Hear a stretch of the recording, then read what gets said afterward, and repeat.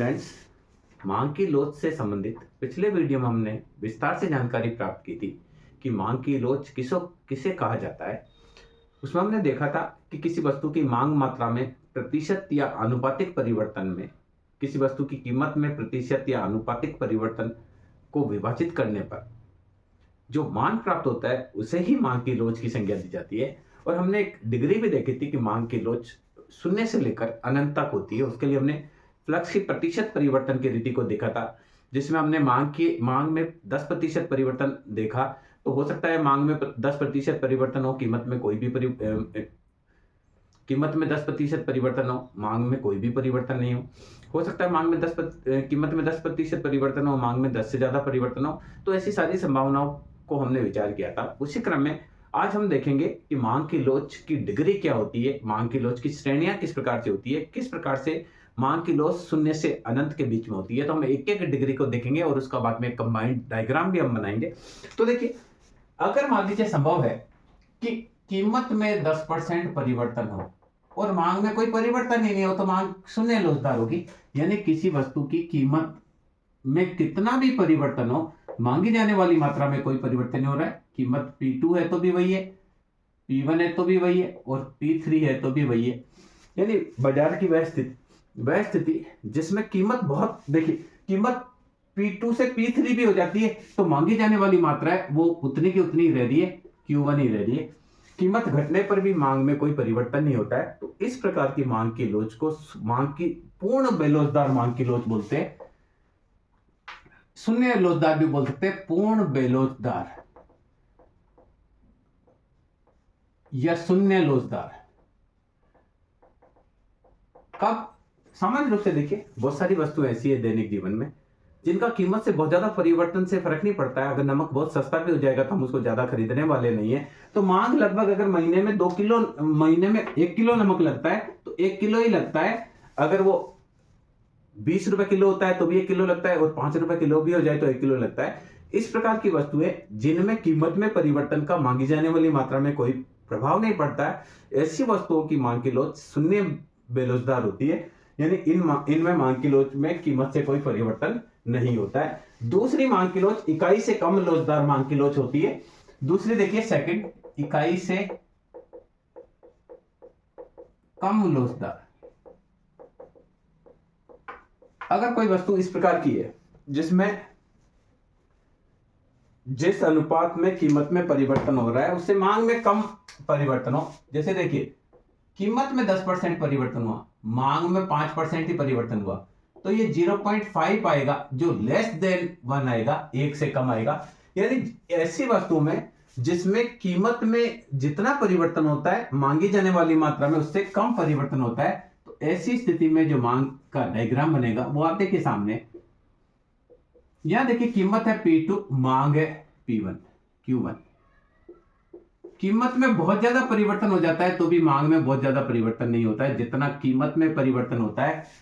कीमत में बहुत ज्यादा परिवर्तन होता है पर मांग में कम परिवर्तन होता है, तो ऐसे में मांग की लोच इकाई से कम लोचदार होती है। यानी देखिए जिस अनुपात में कीमत में परिवर्तन होता है मांग में उतना परिवर्तन नहीं होता है। तो यहां देखिए P1 P2, मांग कीमत में परिवर्तन ज्यादा है, मांग में परिवर्तन कम है।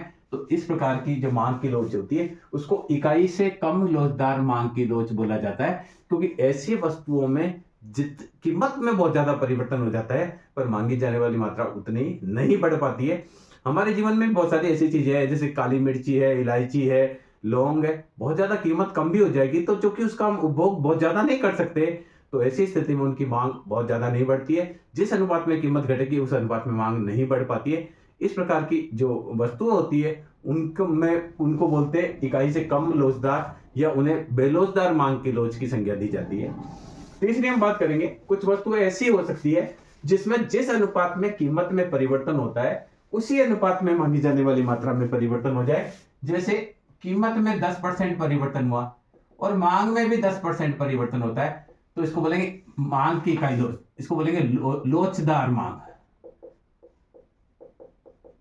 या इकाई लोचदार मांग।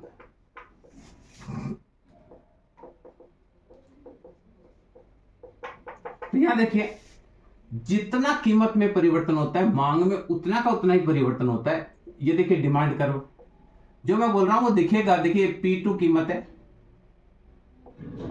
तो मांग है Q1, कीमत घटकर P1 हो जाती है तो मांग बढ़कर Q2 हो जाती है। तो यहां देखिए जिस अनुपात में कीमत में चेंज हुआ उतना का उतना ही मांग में चेंज हो जाता है। तो P1 P2 बराबर है Q1 Q2 के। तो अगर इस प्रकार की स्थिति होती है जब जिस अनुपात में कीमत में परिवर्तन होता है उतना का उतना ही मांग में परिवर्तन होता है, तो इस प्रकार की मांग की लोच को इकाई लोचदार मांग की लोच कहा जाता है। इस स्थिति में जो मांग की लोच का मान है वो कितना आता है, 1 आता है। यहां आप देखेंगे चित्र में देखेंगे तो ये जो चित्र है इस चित्र में मांग की लोच इकाई के बराबर है। जितना कीमत में परिवर्तन हुआ P1 से P2 उतना ही मांग में परिवर्तन हुआ Q1 से Q2। तो इस प्रकार की मांग की लोच को इकाई लोचदार कहा जाता है। अगर कभी ऐसा हो कि जितना कीमत में परिवर्तन होता है उससे ज्यादा मांग में परिवर्तन होता है तो उसको बोलते हैं इकाई से अधिक लोचदार। चौथी देखिए इकाई से अधिक लोचदार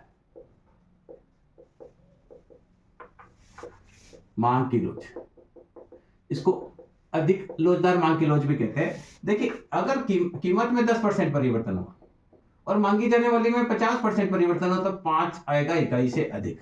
तो इसमें जितना कीमत में परिवर्तन होता है उससे मांग में ज्यादा परिवर्तन होता है। ये चित्र जब बनेगा तो आप देखेंगे ये डी यहां देखिए कीमत है P1, P2 कीमत पे मांग है Q1, कीमत घटती है थोड़ी सी और देखिए मांग जितनी कीमत में परिवर्तन हुआ उससे मांग में कई ज्यादा गुना परिवर्तन हो गया, यानी Q1 Q2 is greater than P1 P2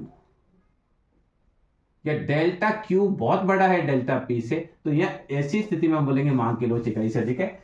यानी यदि किसी स्थिति में जिस अनुपात में कीमत में परिवर्तन होता है उससे मांग में कई ज्यादा गुना परिवर्तन होता है। हमने कीमत में 10% परिवर्तन किया कि और मांग में 50% परिवर्तन हो गया, यानी जिस अनुपात में हमने कीमत में परिवर्तन किया उससे मांग में काफी गुना ज्यादा परिवर्तन हो गया। तो इस प्रकार की मांग स्थिति को इकाई से अधिक लोचदार मांग की लोच कहा जाता है या इसको अधिक लोचदार मांग की लोच भी कहा जाता है। तो आप चित्र में क्लियर देख रहे हैं कि जितना कीमत में परिवर्तन हो रहा है उससे मांगी जाने वाली मात्रा में कई गुना ज्यादा परिवर्तन हो रहा है। तो इसमें ऐसी स्थिति को मांग अधिक लोचदार मांग की लोच कहते हैं। और लास्ट जो 5वां पॉइंट है,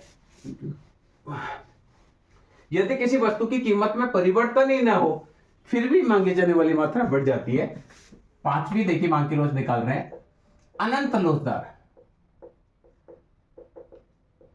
मांग की लोच।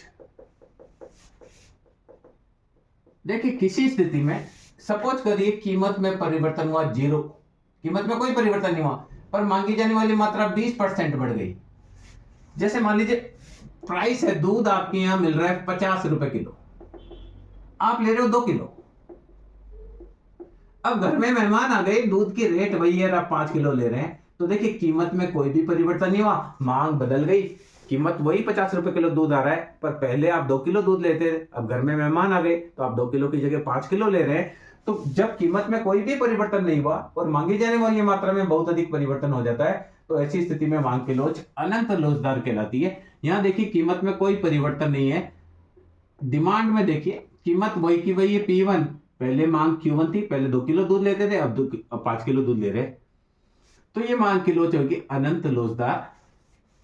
इस प्रकार से मांग की लोच शून्य से लेके अनंत तक होती है। इन्हें ही मांग की लोच की श्रेणियों की संज्ञा दी जाती है।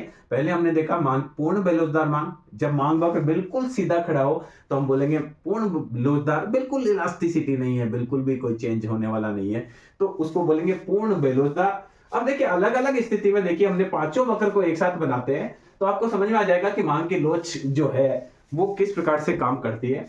तो देखिए हमने पहली स्थिति में देखा, नंबर फर्स्ट में देखा कि कीमत में 10% परिवर्तन हुआ, मांग में कोई परिवर्तन नहीं हुआ, मांग की लोच थी 0।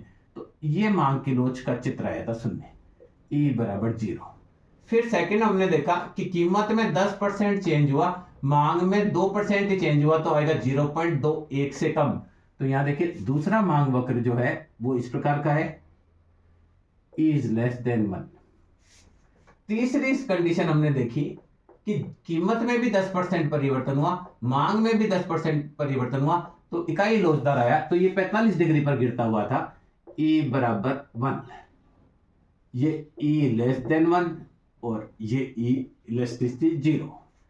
अगला हमने फोर्थ देखा कि कीमत में 10% चेंज हुआ, मांग में 50% चेंज हो गया, 5 ग्रेटर देन 1, तो ये मांग की लोच इस प्रकार की आई, E ग्रेटर देन 1 आप मिला सकते हैं। और लास्ट हमने देखा कि कीमत में कोई भी चेंज नहीं हुआ पर मांग में चेंज हो गया तो अनंत लोच दर आया, तो ये आएगा इंफिनिटी। इस प्रकार से जो मांग की डिग्री होती है, मांग की लोच की डिग्री होती है, वो शून्य से लेके अनंत तक होती है। शून्य लोच दर का मतलब कीमत कुछ भी बदले, मांग में कोई भी चेंज नहीं होगा। कीमत P1 से P2 हो जाती है तो मांग में चेंज नहीं होगा। इसमें जिस अनुपात में कीमत बदलेगी मांग में कम चेंज होगा। इसमें जितनी कीमत चेंज होगी उतना ही मांग में चेंज होगा। इसमें जितनी कीमत चेंज होगी उससे मांग में ज्यादा चेंज होगा। और इसमें कीमत में नहीं चेंज होने, कुछ भी परिवर्तन नहीं होने के बावजूद मांगी जाने वाला मात्रा में परिवर्तन होता है। तो इस प्रकार से इस वीडियो के माध्यम से हमने जाना कि मांग की लोच की श्रेणियां कौन कौन सी होती है। मैं समझता हूँ इस वीडियो के माध्यम से आप समझ पाए होंगे कि मांग की लोच की श्रेणियां कौन कौन सी होती है। ऐसे ही और वीडियो में हम मांग की लोच की विभिन्न जो तकनीक है उनके बारे में चर्चा करेंगे। धन्यवाद।